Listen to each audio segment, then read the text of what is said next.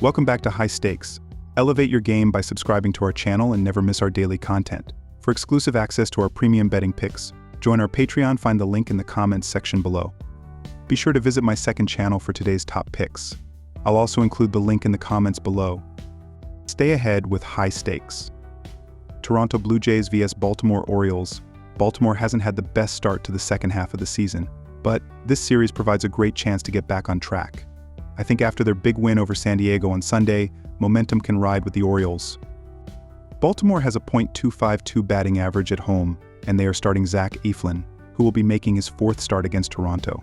He will know how to succeed against the Blue Jays, and his 2.25 home era will be very important. Toronto is just 5-4 when Rodriguez has started this year. Their offense has failed to him out at times. They are .212 against the Orioles in 6 games this season. My team pick is Baltimore Orioles minus 1.5 runs. Chicago Cubs vs Cincinnati Reds. In the 7 prior meetings between the NL Central rivals this season, the Reds carried a 5-2 advantage, with 3 of those wins coming at home.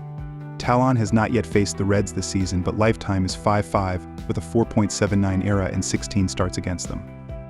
He hasn't been as sharp on the road this season compared to home. The Cubs hurler is 2-2 with a 3.28 ERA in 8 starts away from Wrigley. Spy returns to the club a bit ahead of schedule with no ill effects from the shoulder impingement that sidelined the rookie.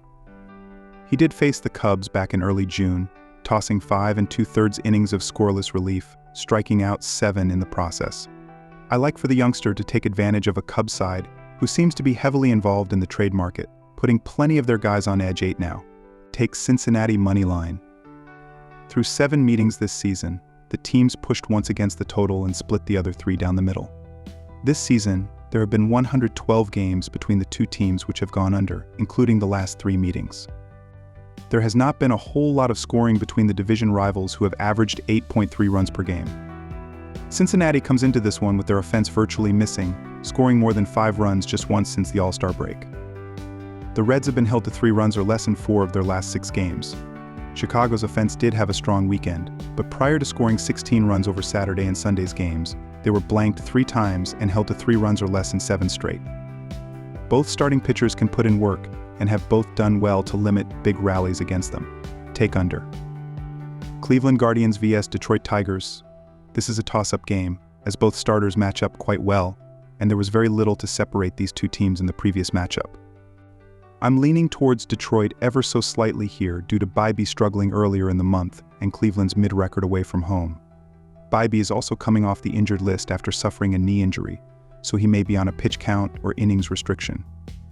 Detroit will need this win to stay in the hunt for the increasingly unlikely chance they make the playoffs, and the Tigers have won 4 of their last 6 against the Guardians.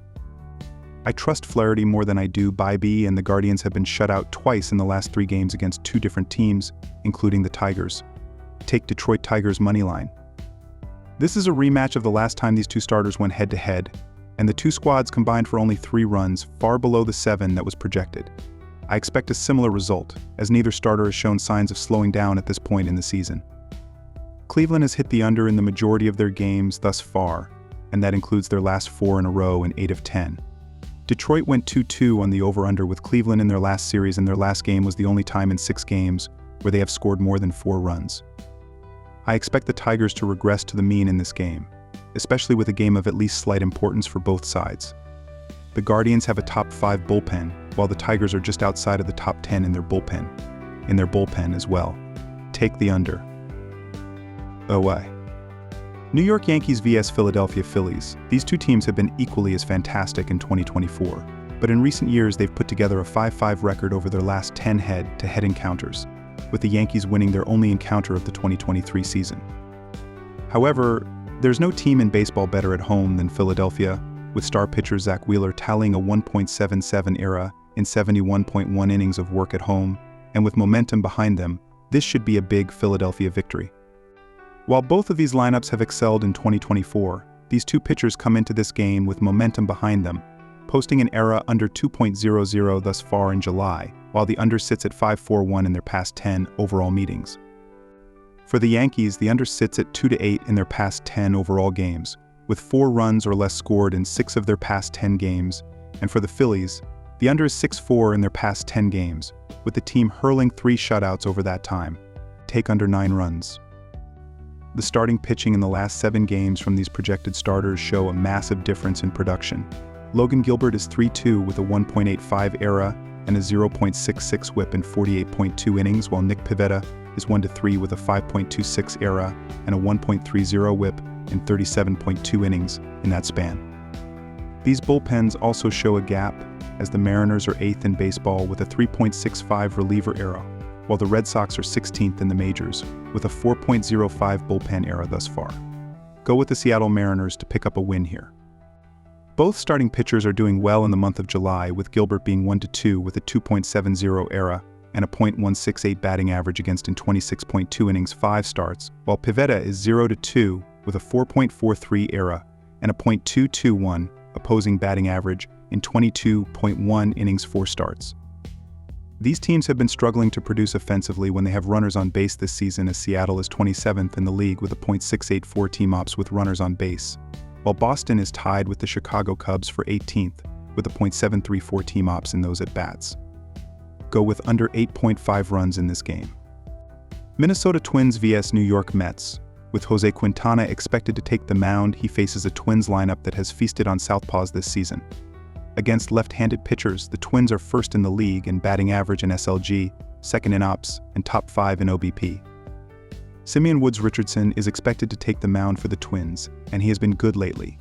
He has allowed 3 earned runs or less in 5 straight starts. Woods Richardson has a record of 3-1 with a 3.27 ERA, 1.11 WHIP, and a 76/25 KBB ratio in 17 starts this season. Opposing batters are hitting .224 against Woods Richardson. Minnesota will hit Quintana well and win this contest. Take the Twins on the money line. New York has been good on offense this season. They are top 10 or around the top 10 in the league in runs, hits, home runs, RBI, walks, strikeouts, batting average, OBP, SLG, and OPS. With Jose Quintana expected to take the mound, he faces a Twins lineup that has feasted on southpaws this season.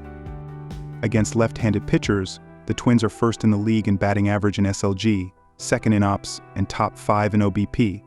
Both teams will score and the over will hit in this contest. Take the over, 8.5 runs. Texas Rangers vs Cardinals. The Cardinals snapped their 3-game losing streak in their last game, while the Rangers have lost 3 in a row. St. Louis is over .500 but ranks lower than sub-.500 Texas in both runs scored and team ERA. The Rangers have struggled on the mound in their last 3 games, but will get another good start from Eovaldi in this game. On the other side of the coin, Palante, who has not given up more than 1 run in 3 of his last 4 starts, will also pitch well. St. Louis has the better bullpen, will get more clutch hitting, and are at home, and they are the pick to take this interleague series opener. Take the Cardinals to win. The Rangers have given up a total of 20 runs in their 3-game skid, but I am still leaning towards the under in this game. The main reason is the starting pitching matchup, which is a pretty good one. Eovaldi gave up 2 runs in his last start in Texas, has won 4 of his last 5 starts, and in the wins only gave up a total of 5 runs. Palante only gave up 1 run in his last start, and has not given up more than 1 run in 3 of his last 4 outings. Both pitchers will have good outings in this one, and in a lower scoring affair the under is the way to go. Take the under 8.5 runs.